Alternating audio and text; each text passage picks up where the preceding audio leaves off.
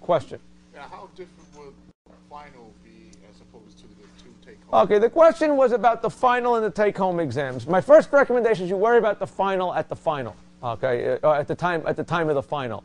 Okay, my vision is that the next take-home exam will be similar to this take-home exam. Okay, in theory. Okay, but let me think about that a little bit more. I've had some reasons to think about that a little bit more. So let me think about that. But obviously, for a take-home exam, for an in-class exam, 3 hours on it, which is what a typical in-class final is. You can't be given problems that will take an indeterminate length of time, and I understand that. So, so there would clearly be fewer or softer problems on an in-class exam than there would be on a take-home exam. That much I understand. Okay. So the goal is that at the end of my hope would be at the end of 3 hours, I don't have to rip the papers from your hand. Okay, in an in-class exam. Some people, hopefully will have finished in 2 hours or something like that. But again, don't worry about the final till the final. You've got other things in life to worry about before that. Question?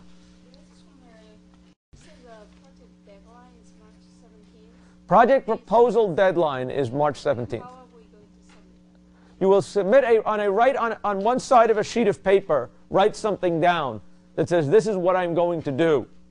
And just give me that sheet of paper.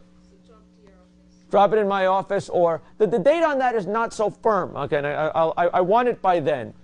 That's not my concern. Is not getting a piece of paper. I'm not concerned with getting a piece of paper from you that says a proposal. I'm concerned that you have an idea of what you want to do your project on. Okay, and that you sort of know what the next step is. Okay, if you don't have that, if you start to write up your project proposal and say, hey, wait a second, I don't know what the next step is. Maybe I should talk to the professor and find out if he's got any ideas. I'd rather you wait the extra day and talk to me and get that thing done. Okay? The important thing is that you know where you're going next. Okay? And if you don't know where you're going, that's more important than turning in a paper. Any questions? Okay? Good. Okay. Let's get going again. We've been looking at generating functions today for the last couple of classes.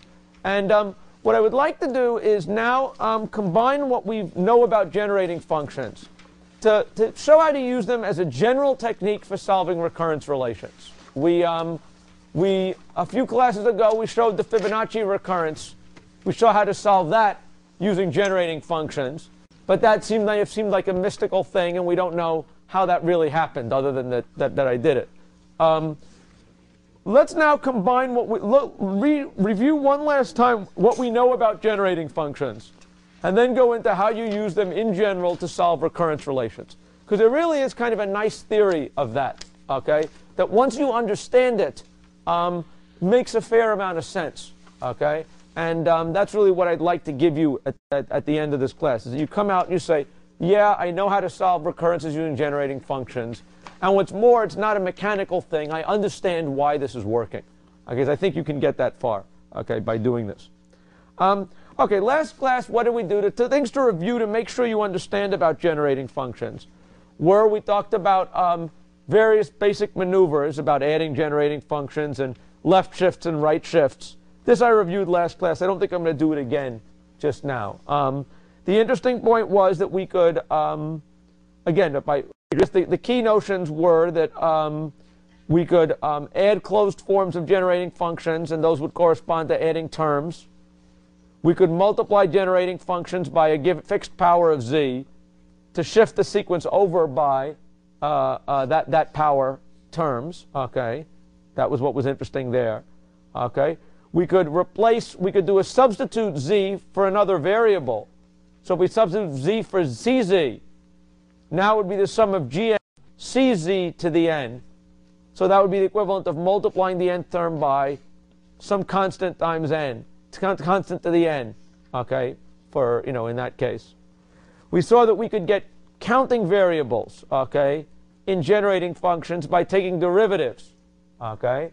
That if we took the derivative of the generating function of g of n, z, that associated the nth term of the coefficient of the nth term, got us multiplied by n plus 1, although it shifted the sequence also over one term simultaneously.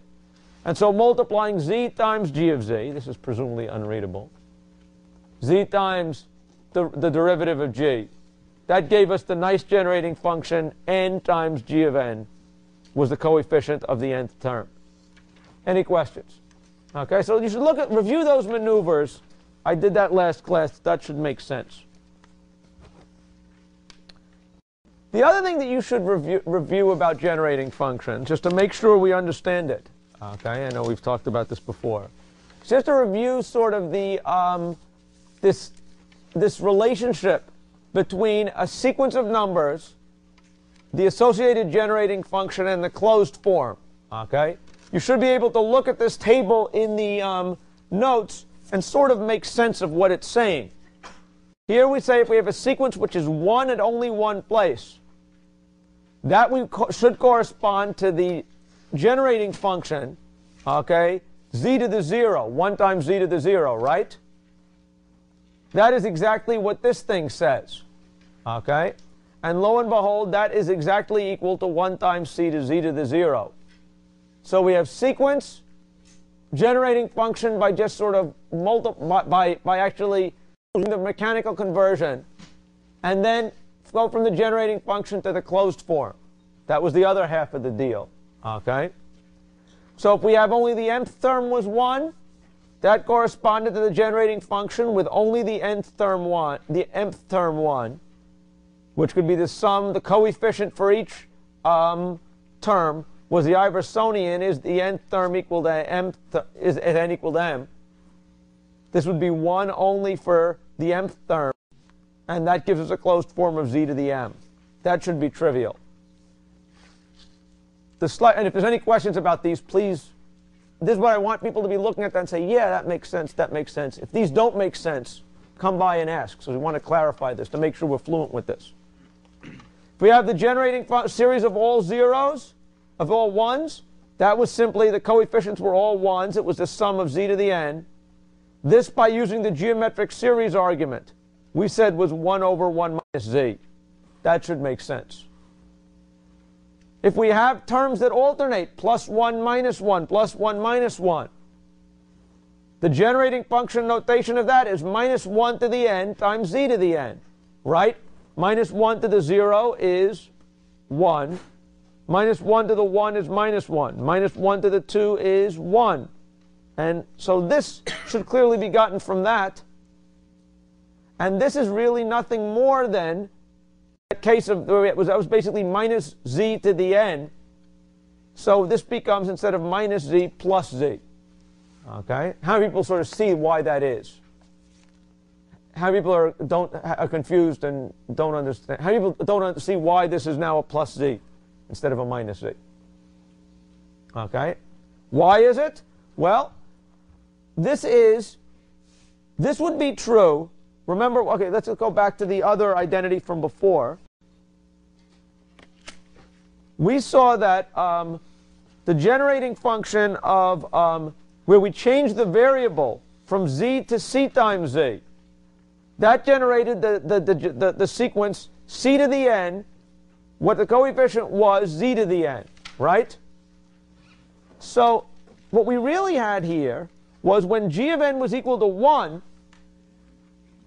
the generating function for z to the n was simply 1 over 1 minus z. Here we have c equals minus 1. Okay, we're replacing z by minus 1z. Well, we replace minus z, the z here by minus 1. That's 1 minus minus z. That's why we got the positive z. Any questions? Okay. Why is it that we get, let's take a look at this here. Let's take a look at this one here. This is sort of interesting. This is the generating function corresponding to, should I zoom this thing up a little bit? It's a little hard to see. Alternating terms. 1, 0, 1, 0, 1, 0. What does that correspond to? Okay. If you stop and think about it, what that I claim would correspond to is the sum over all n of, we want to have the Iversonian y's, going to be the one, a constant of 1 when 2 divides n, and a constant of 0 when it doesn't divide that. What's an alternate representation for this? Okay, let's think about that. I claim we could model this sequence also as the sum of, for all n, of z to the 2n. Correct? Do people see that that would work? That if I made this the sum, forget that constant here, if that was 1 times z to the 2n. Okay? That's right. Correct? Well, that's the same as saying, now let's substitute in place of z, z squared. Right? Because this is really this power series of z squared. Z squared to the 0, z squared to the 1, z squared to the 2, dot, dot, dot. And so lo and behold, we replace the z, 1 minus z, by the z squared. Okay, and that's the closed form for that alternating sequence. Okay? How many people see that? How many people don't see that? Okay? It's a good one to see. Okay? Any questions? Okay? Likewise, we could pull the same kind of stunt if instead of skipping every other term, we want to skip m terms in between, right? That was simply going to be z to the minus m. Okay? 1 over 1 minus z to the m. Okay? So that's just a more general case of the previous one. Okay? What is the generating function for n, for 1, 2, 3, the integers? Well, that we agreed was, it would simply be, the coefficient of the nth term would be n plus 1, right? So it should be, going from here to here, should be pretty simple. Okay? What's interesting about this, though? How do we go to the next step? Okay, how could we possibly get this n plus 1 a generating function of this form? Remember, we had this rule about this idea about using derivatives, right? What is the generating function of, let's try, we have sum over all n, of z to the n. The closed form of that, we agreed, was 1 over 1 minus z, right? What was the derivative of this generating function? Remember what happened? Each term, it was the sum over all n of what? N times z to the n minus 1, right? Which is the equivalent by just changing variables, since we're summing up over all n. That's the same thing as summing up over all n and saying n plus 1 z to the n, right? Okay, so we hit this thing with a derivative. This side is right. So let's hit this thing with a derivative. And what is the derivative of this? Well, the derivative of 1 minus z to the minus 1, if you remember calculus, okay, was something like, okay, minus 1 times 1 minus z to the minus 2, right? You subtract 1 times that, times the derivative of the z term, right? Which was what? What's the derivative of minus 1? It was minus 1. So that got canceled, and we got what? 1 over 1 minus z squared. Okay? So this should not look like such a frightening thing. Okay? If you look at it that way. I think actually this is quite convincing. Okay? Any questions? Like, I don't see that is a good question. Or why did you take the derivative is a good question. Okay? Good. What other circumstances do we have? Well, what if we consider the generating function of, which we're now up to this point here, 1, 2, 4, that's the generating function of the exponentials, 2 to the n. What is the generating function of 2 to the n zn? Well, this is exactly the same situation as before. It's a constant. We could replace this, replace z by 2z, right? It's another one instance of what we saw before. And so lo and behold, that's 1 over 1 minus 2z, okay, by the same argument that we used before. Anyone want to see it again? Or, okay, why is that? Well, look at what this means. Okay, what is the generating function of What does this correspond to? This corresponds to the generating function what? Okay, we agreed that 1 over 1 minus z corresponded to 1 plus z squared dot dot dot. This thing, if you remember your power series, this thing corresponds to 1 to c plus, actually no, it's 1 plus cz plus c squared z squared dot dot dot. Okay, does that seem right? Okay. So what does this mean? Now let's say I want to come up with something. Actually, let's just take a look at this. Okay, right. So what am I now going to do? If I want this to be where I've got my coefficients are 1, 2, 4, 8. I really just want this for c equals 2, correct? And now I've got this. So the coefficient of what I want is 1 over 1 minus 2 times z. And that's, lo and behold, exactly what I've got there. Okay? Any questions? Okay? Once you get used to the weirdness of these closed forms, it's not such a hard thing to do. I mean, the first time I saw generating functions was on our our preliminary. I was trying to dodge a class in graduate school, and you had the class in combinatorics, and you know, they were a bunch of questions on generating functions here. I had never seen anything like this thing, so I started solving for z, all these kind of things. But that's a silly thing to do. That's not what we're trying to do. These are just, once you understand what this means, okay, it's not that horrible. Any questions? Okay.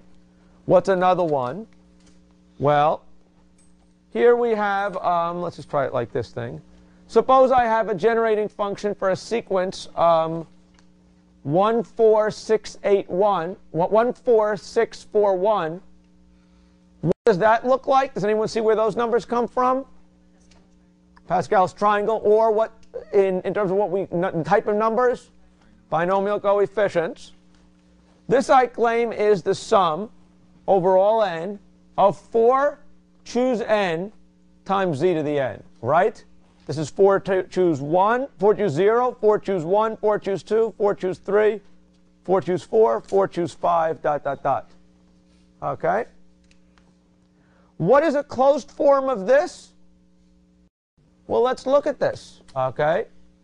How would we go from this to the closed form of this? What are we using? Binomial theorem. What does the binomial theorem state? That 1 plus z, x plus y to the n is n choose k, x to the n, sort of y to the n, right? So the special case, the 1 to the anything gets vaporized, because it's always 1.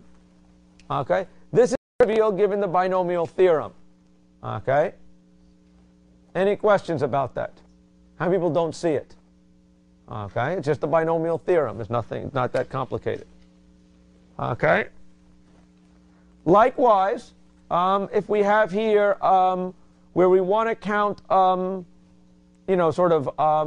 instead of the counting variable is on the top and not on the bottom, I'll claim that the exponent is up at the top. Let's just see if we can believe this now. Again, what is the coefficient here is c choose n. What is this? Well, again, with the binomial coefficient theorem, the exponent of the sum, okay, appears in the top of the binomial coefficient, the counting variable on the bottom, and this is 1 times z again. So this should make sense. Okay? Any questions? Again, we looked at this special case, just to double check. This is the general case of what we used before with 2 to the n and everything like that. If I have 1c, c squared, c cubed, that was simply c to the n, zn. We had that special case. That was, we saw before. One funny case, which I want to review now because we're going to use it in a second, okay, is this case here, where we've got 1, m choose 1, m choose 2, m choose 3m. Okay? These are all the binomial coefficients where we count from, where we hold the bottom constant and change the top. Okay? This, I claim, is indeed the series m plus n choose n. Okay, so the nth term is going to be m plus n choose m. It should be clear that from here to here is clear. What I'd like to claim is the closed form of this, okay, these binomial coefficients are 1 minus 1 over minus z to the m plus 1. Okay? What is the difference between this one and the special case up here? Here we had a z to the m, but the exponent was on the z. Here we have an exponent, and the sum is on both of those. Okay? This is the only one of the ones that we are using, that I've mentioned so far, that is not trivially obvious. There's not obvious. I'm going to go explain it to you in a minute. Okay? But I urge you to look at the table, convince yourself of the truth of these guys. Okay? And in particular, these are the most important ones. Okay? The ones that you're more likely to see again.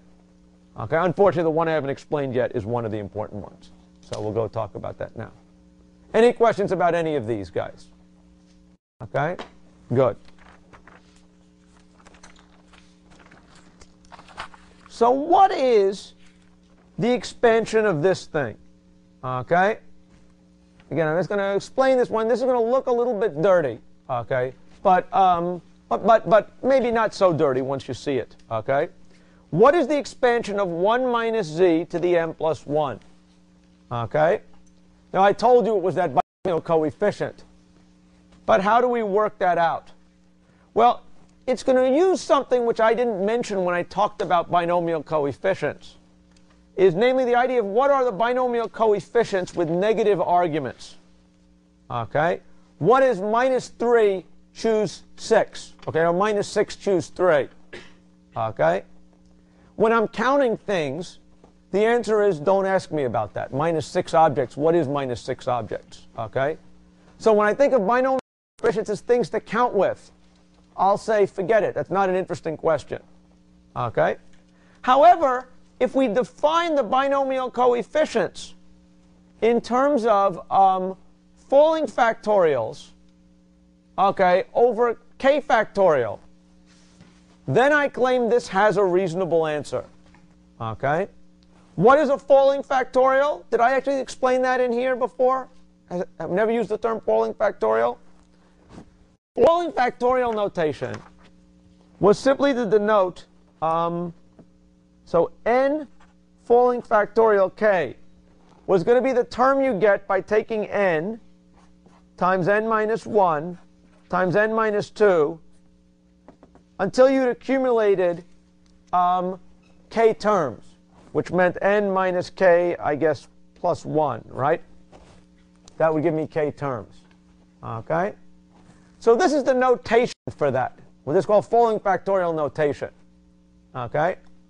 Does everybody agree now that it's now well defined for any n and k what this is? Or if not, please ask.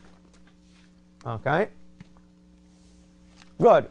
My claim is that n choose k is n falling factorial k over k factorial. Okay? Who believes that, looking at that?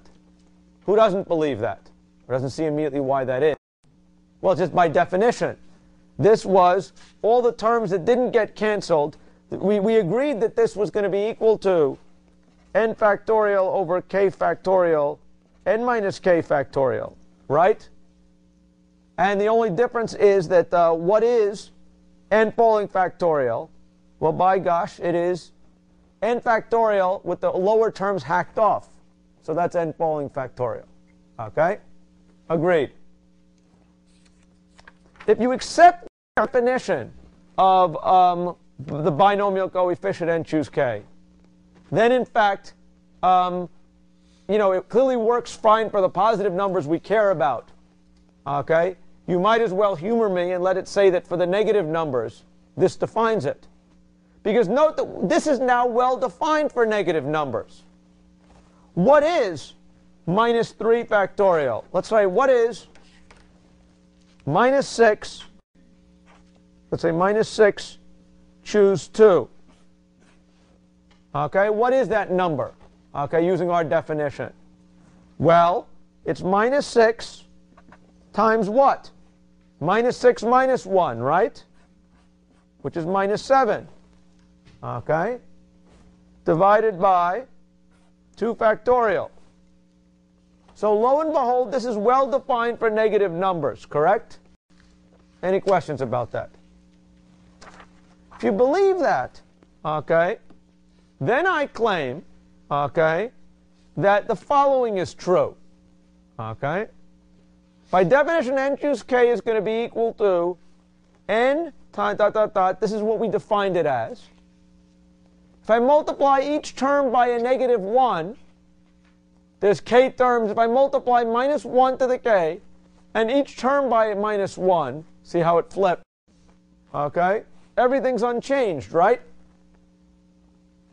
Therefore, I claim, if you look at this one, though, and now let's take a look at this and count down. This, I claim, is also equal to minus 1 to the k times k minus n minus 1, falling factorial of k terms. Okay? Do you see this? This is really just reading it in a different direction. This was n falling factorial k, because this was the big number counting down. Once we've multiplied each term by negative numbers, this is the big guy counting down by 1. If there were k terms, there still are k terms. Okay? So this is equal to that. Okay? Any questions? Questions? So when you have a fallen factorial, it doesn't matter if you multiply it by negative 1 to the k or not? You use the negative 1 to the k to make it... No. Okay, no. The thing that I'm saying here is the following. If I take something and I multiply it by negative 1 and again by negative 1, I've left it unchanged, correct? So I claim, what have I done in going from here to here? I multiplied this term by minus 1, and so I have to multiply by minus 1 out here. What is this term times minus 1? All right, that's 1 minus n, isn't it? What's this term times minus 1? Well, everything that was positive becomes negative, and everything that was negative becomes positive. There were k terms here. I multiplied each of them by minus 1, which gave me minus 1 to the k. Here, I multiply it by, outside by minus 1 to the k. If I take something and I multiply it by minus 1 to the k, and then again by minus 1 to the k, that means I'm multiplying it by minus 1 to the 2k. Okay? Minus 1 to an even power is 1, and so, in fact, it leaves it unchanged. Okay? Any questions? And then it's just a question of reading and falling factorial backwards. Okay? Any questions? Well, if you believe that, then we have a simple identity. It's kind of funny looking, but should now make sense. We said that n choose k was equal to this. N falling factorial is equal to this. Okay? This thing is therefore equal to, okay, if we think what is this choose k, well, it's this over k factorial, okay, which is exactly what we had over there. This gives us the identity. N choose k is equal to minus 1 to the k with this thing where the top number, notice, is negative. Any questions? That's actually easy. Okay? Good. Well, what does that mean? Again, this is bookkeeping, so we make sure we got it. What is 1 to the minus z raised to the m minus 1? That is obviously 1 minus z to the minus m plus 1. Correct? That's just the definition of things. That's no problem. Here we can apply the binomial theorem, right? We've got x plus y to the something.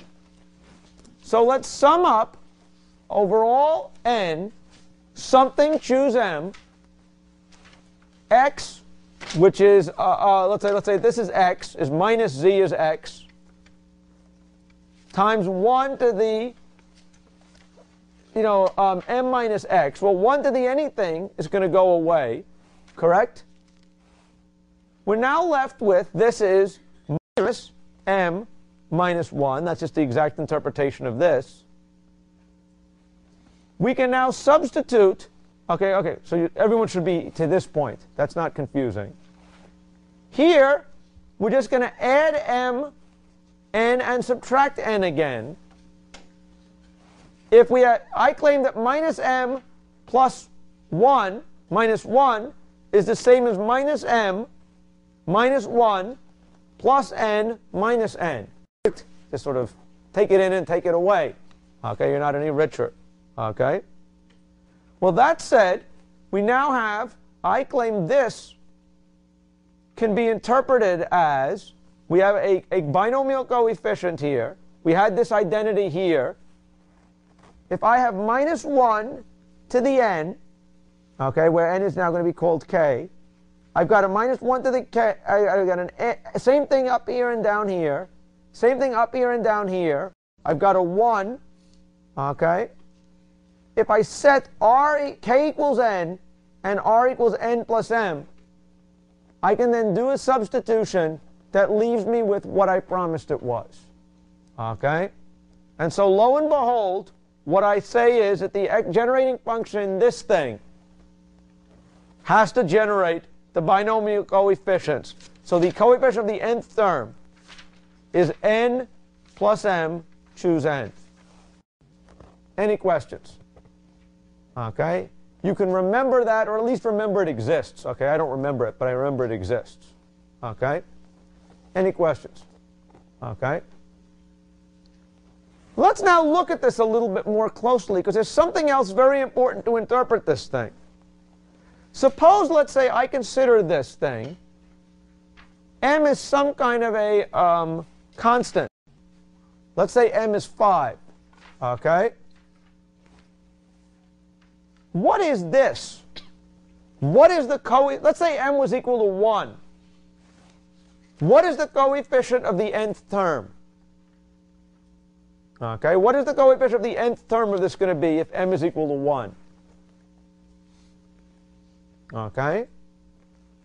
It's going to be n plus 1, choose n, right? What does that mean exactly? Well, what is n plus 1, choose n? What is that? Okay.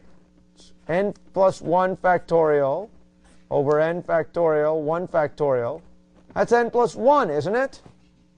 Okay. And what is n plus 2, choose n? Okay. It's going to be what? N plus 2 times n plus 1 over 2, isn't it? Okay. And what is n plus 3, choose n, going to be? Okay. N plus 3 times n plus 2 times n plus 1 over what? Is it 3 or is it 6? 6, okay. What does this mean? Think about what this means. Suppose m was fixed. What is the coefficient of the nth term?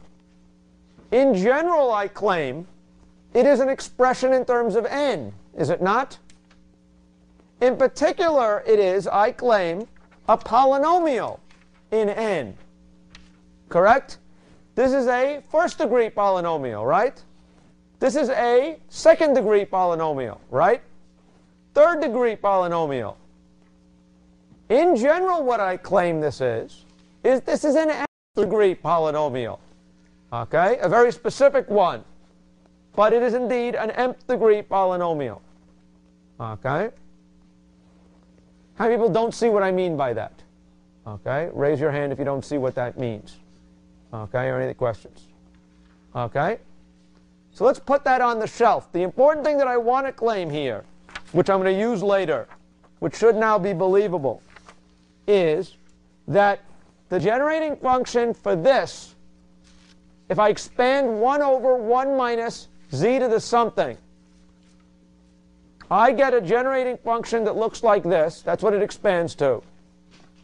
And what this really is, the coefficient of the nth term is going to be an mth degree polynomial in n. Okay?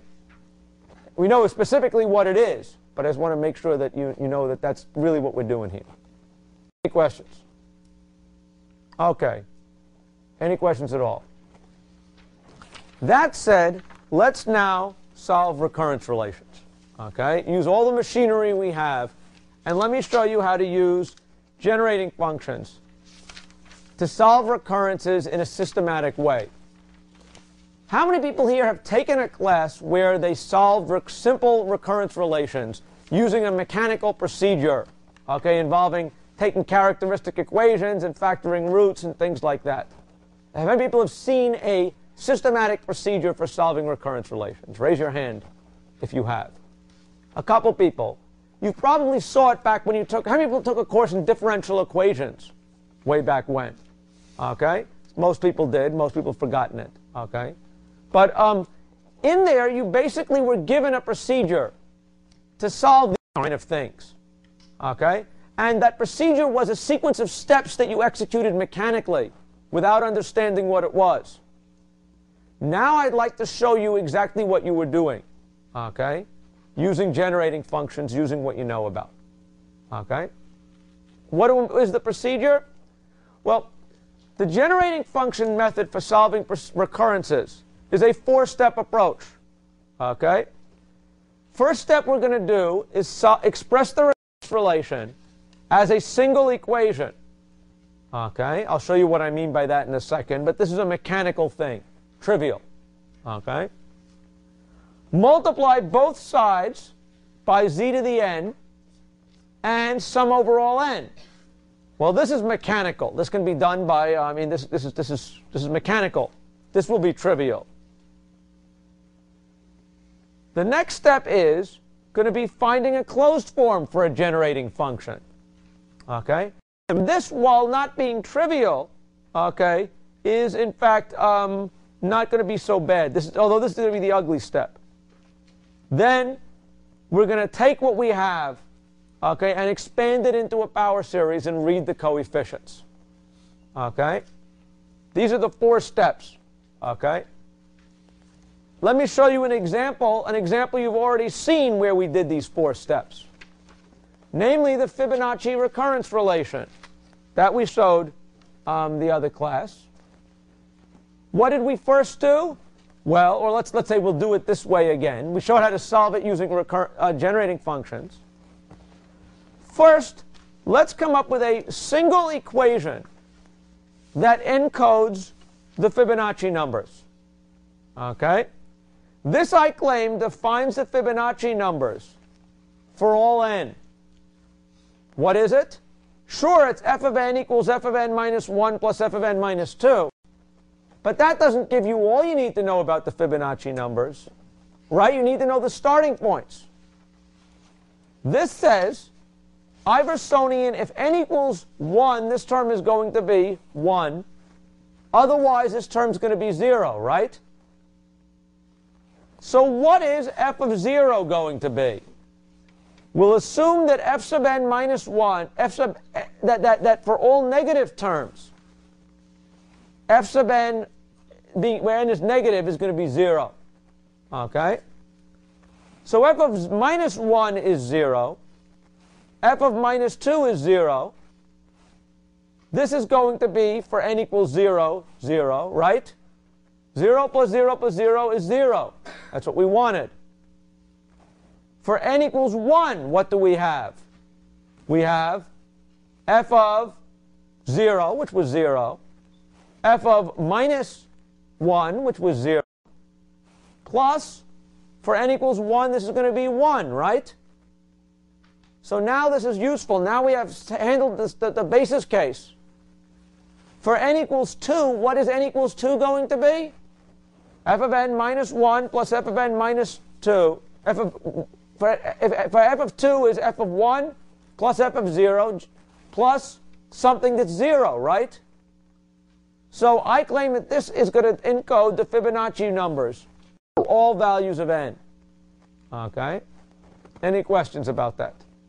Okay? You're going to have to do this, but this is a mechanical thing. Okay? One equation tells all we need to know about the Fibonacci numbers, assuming that f sub k is 0 for all negative numbers. Okay? Good. We've finished one of 4 steps. Now let's convert this thing to a generating function. How do I make it a generating function? Let's multiply both sides by z to the n, summed up over all n. Okay? What does that mean? Well, this side is going to become, okay, f sub n, the sum, this side of f sub n is going to be the sum over all n of f of n times z of n, right? That's exactly the generating function, closed form. Okay, that's the generating function for the whole thing. Let's call that gz. This is going to be the sum up over all n of f of n minus 1 times z of n, right? That, I claim, is that I claim by factoring out an n, okay, is going to be a z, is z times f of n minus 1 to zn minus 1. That is, in fact, the original generating function, right? Okay. This was if we took the f sub n plus 2 minus 2 term, multiplied it by z to the n, and summed up over everything. That was if we factor out z squared. We've got f of n z to the n minus 1, right? That is also gz. Okay? Any questions about that? What if we sum up over all n and multiply this by zn? What do we get? Well, over all n except n equals 1, it's 0, right? So we don't get anything. Okay, the only thing we get here is 1 times z to the n to the 1, right? So that's why we get a z left over. Okay? Any questions about this move, like you want to see me do this again? Okay? We have taken this original recurrence relation. We have simply multiplied both sides by z to the n, summed up over all n. There was equality, there's still equality. Okay? Any questions? Well, now that we've got this thing here, okay, we've got gz equals z times gz plus z squared gz plus that. Let's now solve for gz to find a closed form for it, right? And that gave us this thing by simply solving for gz. Okay? Now what we need to do, okay, is to take this thing and expand this thing out to be power series, okay, and read off the coefficients that we had before. Okay? How did we do that last time, if you remember? We found a way to take this formula and wrote it as something of the form some constant times 1 over 1 minus some other constant times z minus 1 over 1 minus some other constant times z. Once we had written this as something like this, then we were sort of done. Why? Because this was a generating function, 1 over 1 minus cz, that you know how to expand. This was a generating function, 1 over 1 minus cz, that you knew how to expand. Expand it and add the terms together. Okay? That is the 4-step approach that we did before. Okay? And that is exactly what I'm asking you to do now. Okay? Any questions, like you wanted to see any of those steps again? I'm going to show why this works in a minute. Okay? And in fact, all of these steps can basically be done mechanically. Okay, once you understand the machinery. Any questions?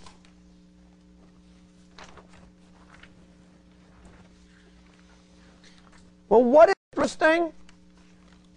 Most of this procedure I showed you should be perceived as fairly obvious. Yeah, this I can do. I can write things as a recurrence relation. Yeah, I can multiply things by z to the n. Yeah, I can solve for g to the z to the n. I can see this pattern about here I've got this thing. I know I want to write it in front of the original thing. That's not going to be so bad. I could certainly, once I've got that thing, solve for it and get the mystical part is going from here to here, right? Taking this generating function, seemingly ugly looking, and writing it as the sum of things I know how to expand. That's the critical part, you will agree. Okay? How can I do that? Well, can be done by as follows. Let's think what that means. Suppose that I've shown you that g of z is of the form some polynomial over some other polynomial, the ratio of two polynomials. If you look at that, all the generating functions we saw before were the ratio of two polynomials. Okay, so this covers a pretty big game. Okay? What I would like to do, okay, is to expand this thing out. Okay, factor the denominator polynomial. Okay? Once I can factor the denominator polynomial, okay, then I claim I can write, I can expand this thing, okay, once I factored it. Okay, factoring it means finding all the roots of this polynomial. Okay, I claim then I could rewrite this equation. Okay, some constant over 1 minus the first root z plus some another constant times 1 minus the second root z, dot, dot, dot, where all of them were distinct roots of the polynomial. Okay? If you think about it, this is not an unreasonable thing to want to be able to do. Okay? I mean, we sort of saw it done before. This is getting back to high school algebra again. Okay? If we could do this, where are we? Okay? What does this expand to? Well, if we have it written as some constant times 1 over 1 minus p1z, that expands to, if you look at this thing, 1 over p1 to the n times an external constant. This one expands to over 1 minus p, this thing. Actually, I think it's, I don't know if it's actually 1 over that. Okay, I'm a little confused by it. But it clearly expands out the sum. All right, if this 1 over this is the root, then in fact this will expand to be that. Okay? Any questions? Actually, no, this thing will expand to be some constant times, not 1 over pz, but pz, p1 itself. Okay? This, we know how to expand. Okay? That should be clear from what we knew before. We know that when we expand it, the coefficient of the nth term is going to be that root to the n. There's some constant to be multiplied by it. Adding something together of this form has to be the solution of the recurrence relation. Okay? Any questions? Okay? It should be clear that something like this is the solution to that recurrence relation. Any questions?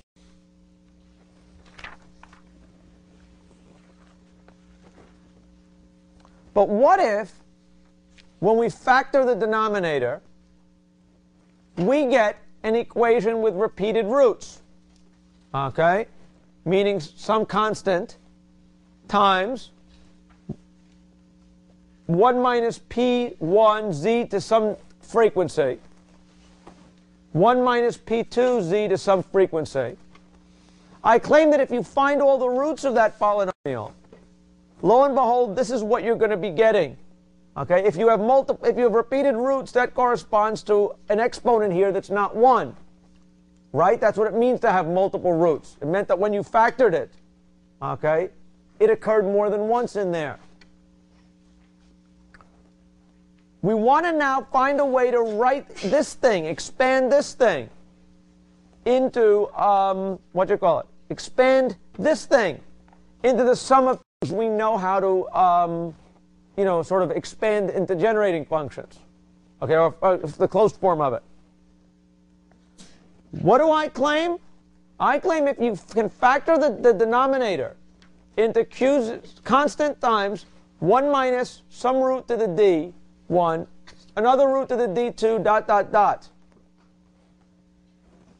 Any polynomial, okay, of lower degree than the bottom, this fraction can be written as some constant times the first root to the 1 plus some constant times the root of the second 1 to the 1 plus some constant dot, dot, dot up to the dth constant 1 minus this root to the d, and do the same thing for all other repeated roots.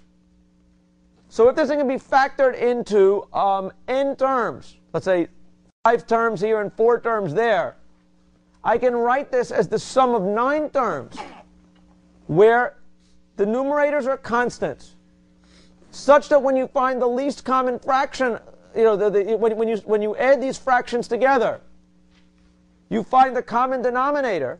How do you find the common denominator? You multiply this by what? Q1, this to the d minus 1, right? Times that. And you multiply this thing by the what? This times this to the that minus 2 times that. That's still going to be what happens when you take the greatest, the numerator. The greatest, sort of you add these things together. When you find the greatest, the common denominator, I claim that any polynomial whose degree up top is less than degree of 1 below can be written in this format. Okay? How many people believe that? How many people don't believe that? Don't see why that's true. Professor? Yes. Professor? Yes. Is it possible that there is a case when you have imaginary roots and you have quadratic polynomials in the denominator? Okay. So the question is, what about cases where you can't easily factor this thing? Okay, well, you can't factor it into non-imaginary roots. Okay, then you would have to expand things with imaginary numbers in it, which we haven't actually gone in to do. So anything for which is going to produce imaginary numbers, okay, that's something I don't know how to do at this point. Okay, so that's a question of if you can't factor it, okay, simply, then you can't use this technique. Okay. So that's, I guess, the short answer there. Okay, it's a good question. Any questions? Okay, the important thing, though, to see, okay, is that if we could write this thing as the sum of these guys, then this we know how to expand because we knew how to expand it before. This we know how to expand. What is the identity that we use to expand this or any of these? It's that special one we just proved with the binomial coefficient in it, right? Okay? We proved that the generating function of 1 minus some constant, z to some power, was this thing, which we said was a polynomial of a given degree. Therefore, what's actually happening here? The numerators, okay, each one of these things is going to be expanded, okay, and we know how to expand it, okay? Any questions? What's the other thing to see that really should make sense if you stop and think about it? That this is a rich enough way to realize any possible polynomial here of lower degree. Why is that? Let's say that we add all these fractions together. Okay? What do we know about the leading coefficient here? Okay, let's say that the coefficient of degree, sort of some particular degree. When we add these terms together, what are we actually getting? Okay, when we find the common denominator, we're going to multiply this constant times all the terms in here except for that, right? And this constant by all the terms in here except for those. My claim is we've got here a, at most, 1, 2, 3, 4, okay, at most a polynomial of degree d1 plus d2. Here we've got something of d1 plus d2 unknowns. We can find a set of coefficients here so that we can realize any given polynumerator polynomial. That's the reason why this can always be decomposed like this. All right. Once it's decomposed like this, we now know how to expand it. Okay? Any questions? Okay? It sort of makes sense if you think about it like that. We're taking these ratios, expanding it into something we know how to do. Okay? And therefore we can take any rational generating function, okay, and partition it into things we know how to do. Just add the results together. Any questions? Okay?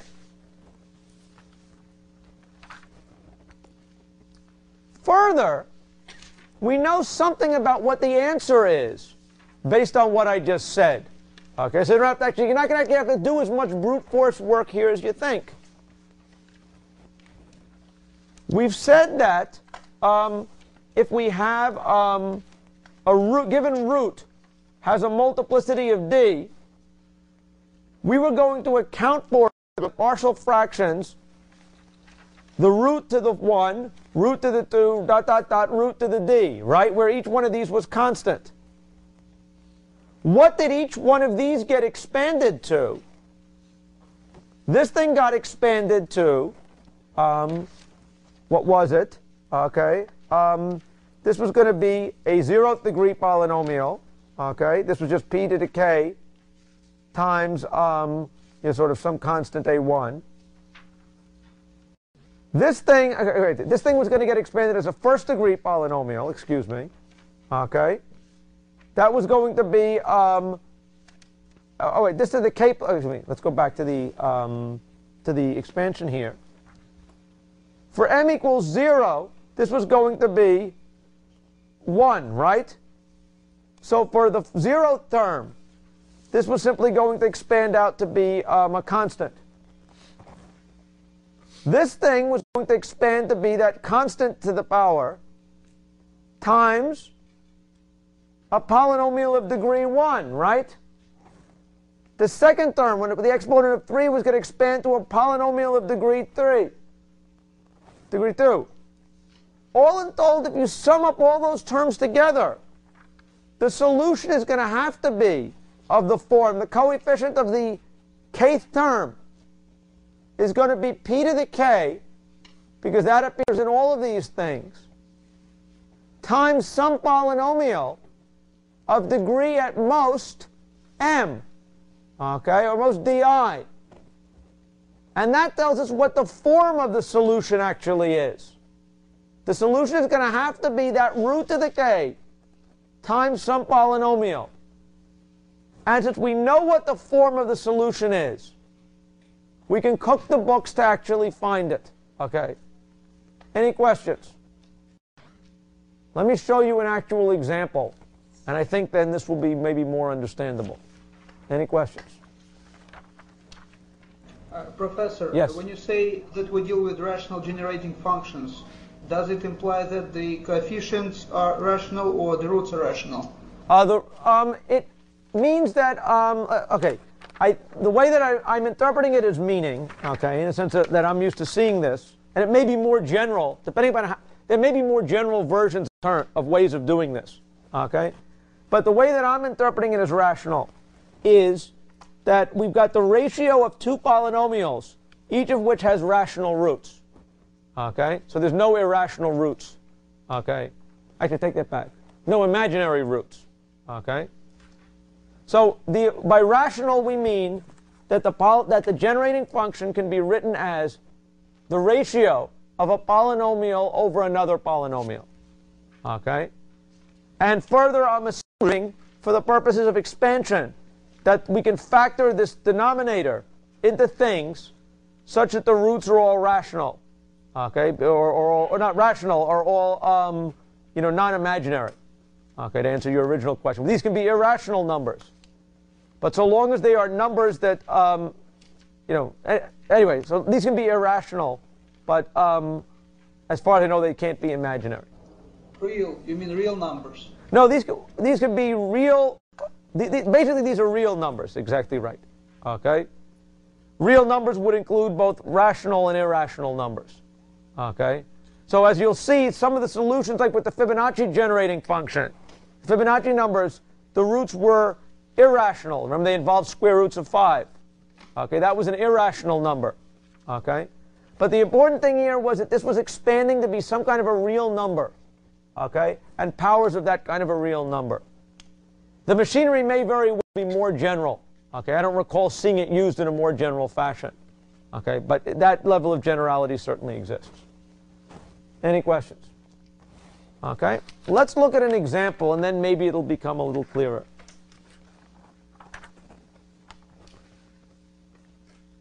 Let's say I want to solve the generating function, the recurrence relation.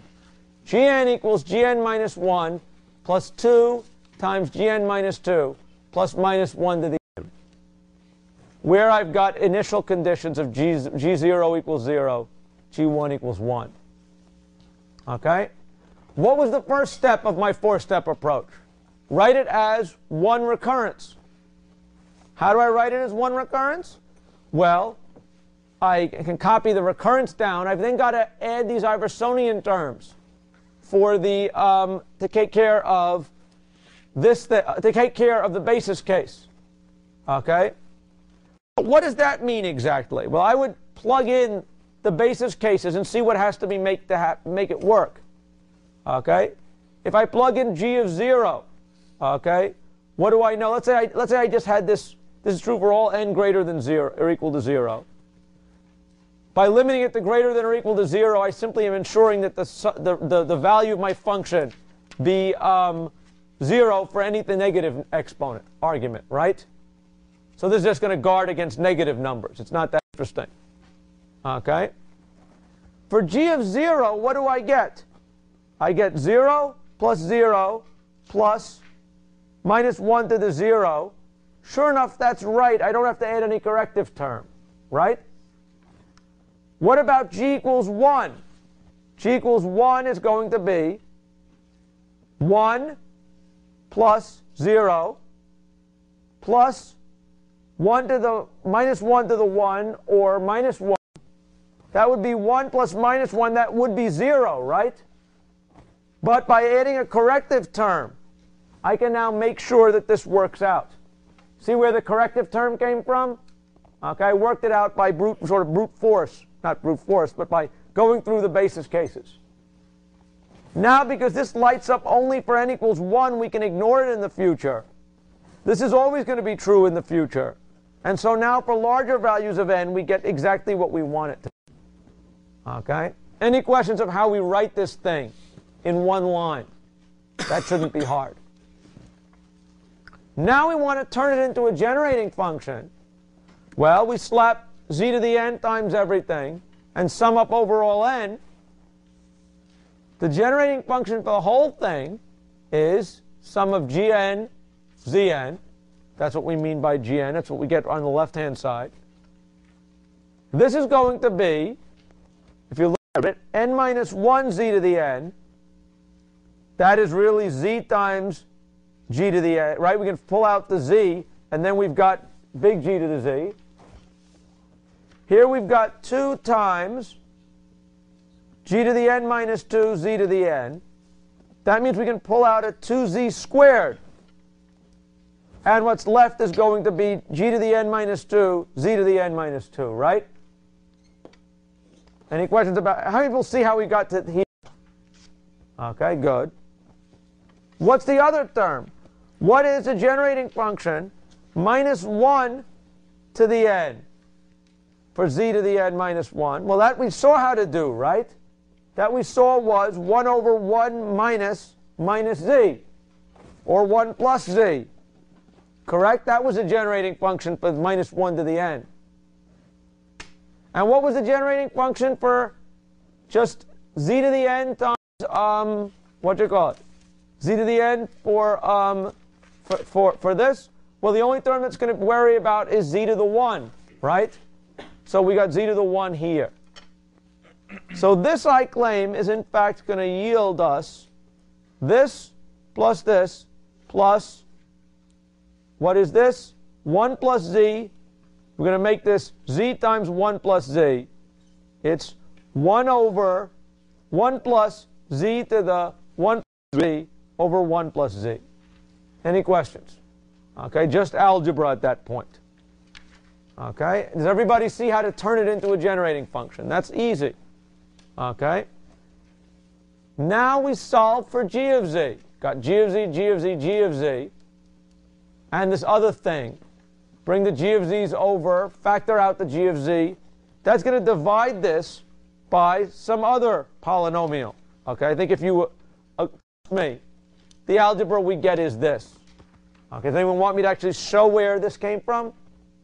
Who wants me to show that? Nobody. Okay.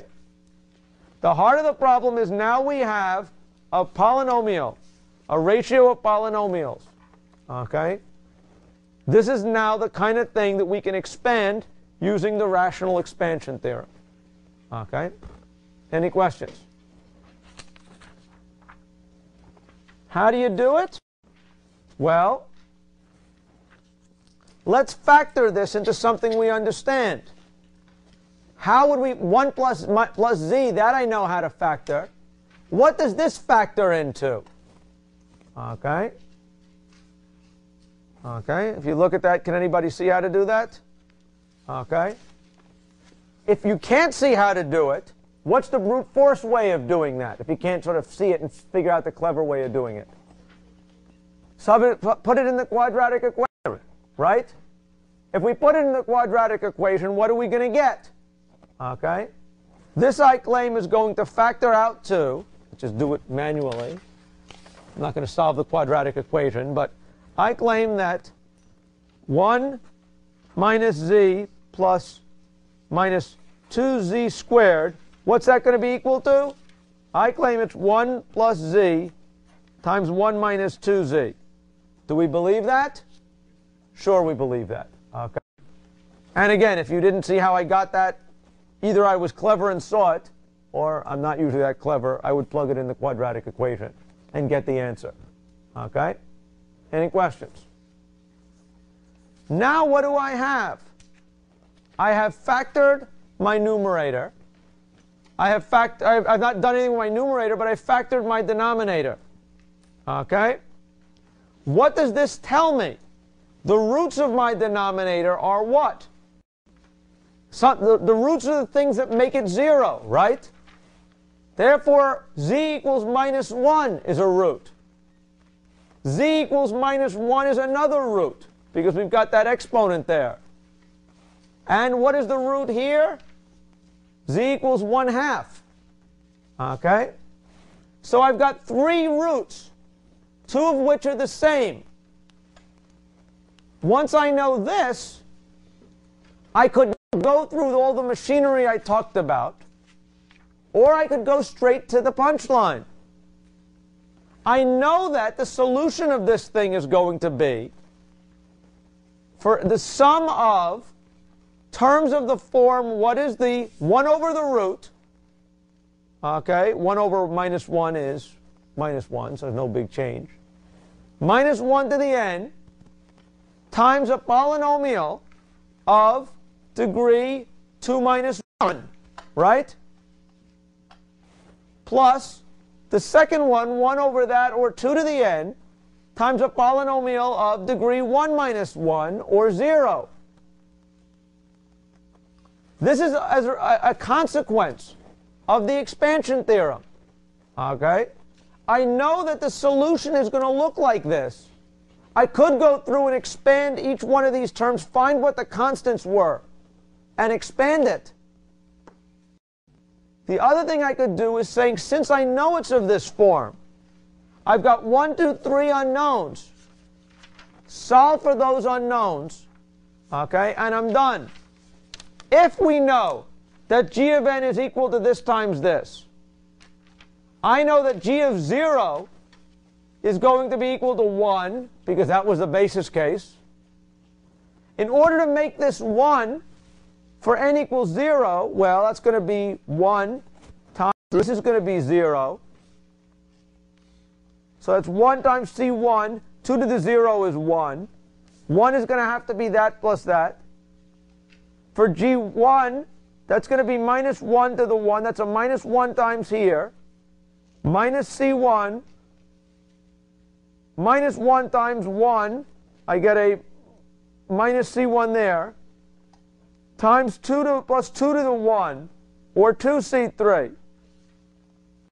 For n equals 2, I can plug it in. That's minus 1 to the 2, c1 plus 2c2, okay, plus, sort of 2 to the 2, or 4c3. I've got 3 equations, 3 unknowns. I can now solve for what those constants have to be. Okay? Because I know what the answer looks like. Okay? I didn't have to explicitly expand it. Okay?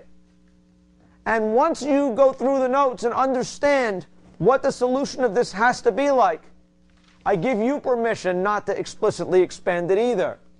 Okay? Once you know what the format of it has to be, then I find it easier to just solve equations to get the answer to that. Any questions? How many people sort of see what I did? How many people don't sort of see what I did? Okay. Any questions? Now, there's one other subtlety that we want to just mention. Okay. This thing was all based on that rational expansion theorem. There was a little fine print on that rational expansion theorem, which said that, if you look at this thing, this had to be a proper fraction somehow. The exponent here, the degree here had to be higher than the degree there. What happens if it was not true? What happens if the numerator had higher degree than the denominator? We can't use this directly, but you could try to divide it, but actually let's just think about what the meaning is about these things. Suppose I have a generating function of the form z to the 100 over this thing. All right? That numerator is pretty big compared to the denominator. What is the meaning, though, of that z to the 100? Okay? If I gave you the solution of the thing without z to the 100, with that just 1, what would be the impact of that z to the 100? It just corresponds to taking the answer and shifting it over 100 places, right?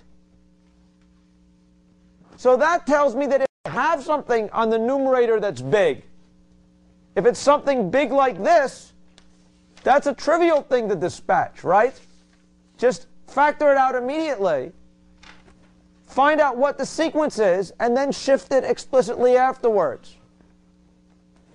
What happens Professor, if... Yes. Professor. Yes. What if it was z to the 100 plus 1 on top? What if it was z to the 100 plus 1 top? Z to the 100 plus 1 over this thing, z to the 5th plus, let's say, z3 plus z whatever it is. Okay? What would you do to this thing? We know that f of z, we could make that this thing is going to be equal to what? Z to the 100 over this thing plus 1 over this thing, right? You know how to solve this guy? Yeah, now the denominator is low. The denominator, the numerator, the degree of this thing is less than that. Here you've got it of the form just a shift times that. You could get rid of the shift. So you solve the thing, add it, and then take that sequence, shift it 100 times, 100 places, and then add it all together. I claim you now know how to do it for arbitrary numerators. You could always break it into pieces, solve the pieces individually, and then sum them together. Okay? It's a little bit messier, but in principle you know how to do it. That's not a problem. Okay? Any questions? Okay? Questions? The numerator exponent, you just leave the denominator as it is. Well, what does it mean if I said, suppose let's say that I had z times, I know we're running a little low, let's say we had z over z squared times 1 over 1 minus, let's say 2z. What does that mean? Okay, let's think about it. This thing got expanded as what? 1, 2, 4, 8, 16, dot, dot, dot, right? That said the 0th value was 1. That's what this thing was. It showed that the nth value, this showed that just this alone showed that that f of I was what? 2 to the I, right? This says shift that over 2 places. What does shifting it over 2 places mean? Does that shift it to the left or to the right? Okay? Multiplying it by 2, I claim, shifts it over 1. That tells me that the sequence that I'd be getting is 0, 0, 1, 2, 4, 8. Do you believe that? And what is the closed form of this thing now? Well, this is f sub I is going to be 2 to the I minus 2 for all I greater than 2. No, right, that's right. And it's 0 if it's less than 2. Do you agree with that? So in fact, it's not so hard to interpret what those shifts are. Okay? It all sort of makes sense if you look at what the machinery is. In principle, you know how to do it. Okay? Look at the proofs, look at the ideas, and don't be afraid to ask me about them next time.